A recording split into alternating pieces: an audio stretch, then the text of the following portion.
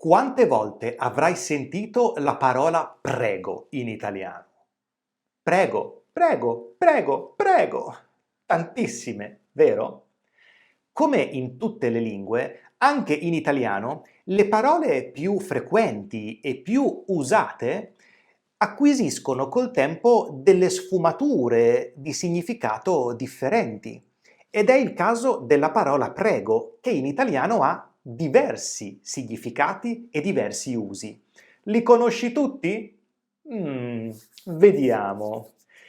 Prima di iniziare ti informo che anche per questo video ho preparato un documento PDF, all'interno del quale troverai il contenuto di questa lezione spiegato in modo dettagliato e con tutti gli esempi che faremo insieme.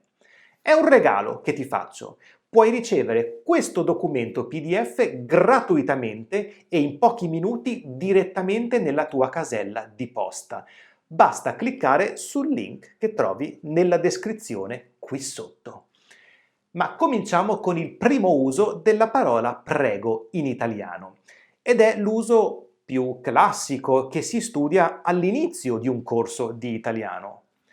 Prego si usa come risposta a grazie. Grazie, prego.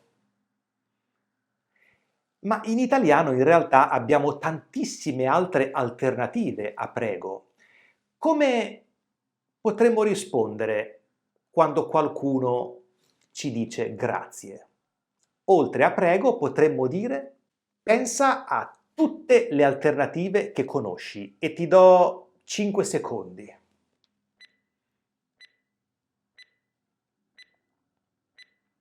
Se una persona ci dice grazie, potremmo rispondere con figurati, in modo informale, con una persona che conosciamo e con cui abbiamo confidenza. In un contesto formale diremmo si figuri, oppure di niente. Non c'è di che. Sempre in un contesto informale potremmo dire e di cosa? Sono tutte alternative a prego. E piccola postilla sull'origine di questa parola. Sembra che nel Medioevo fosse usanza salutarsi con l'espressione che la grazia di Dio sia con te. E la risposta prego significava prego che sia così. Prego che la grazia di Dio sia con me. Prego. Interessante, vero? Passiamo al secondo uso di prego e per capirlo ti mostro degli esempi. Prego, signora, entri pure. La disturbo? No, prego. Prego, si accomodi.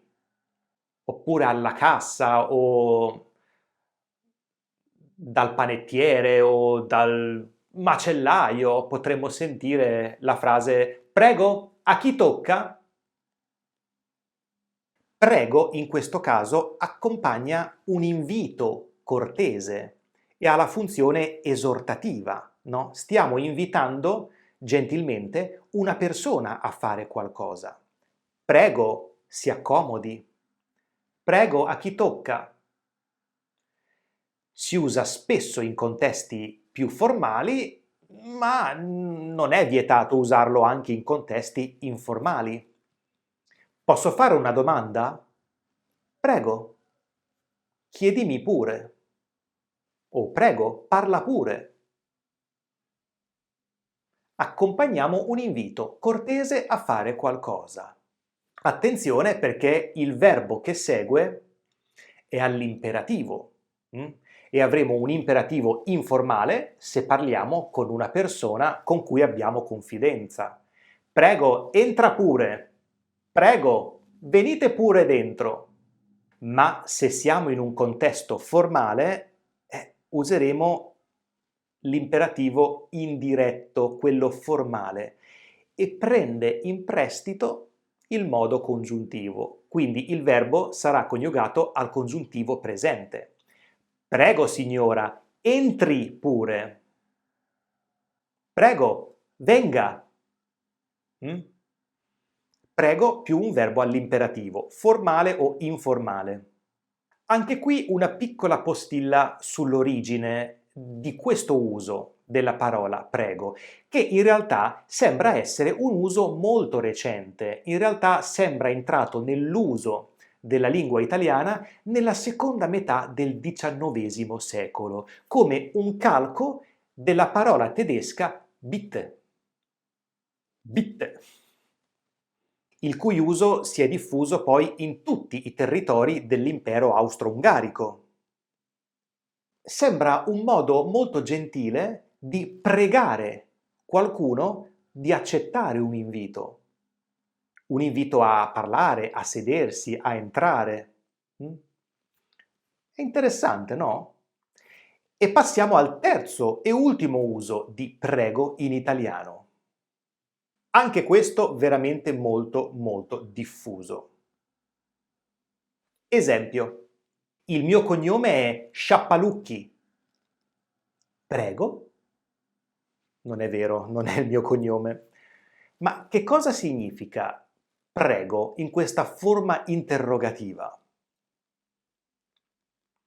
In questo caso è usato per chiedere a qualcuno di ripetere qualcosa che non abbiamo capito. Ha lo stesso significato di come?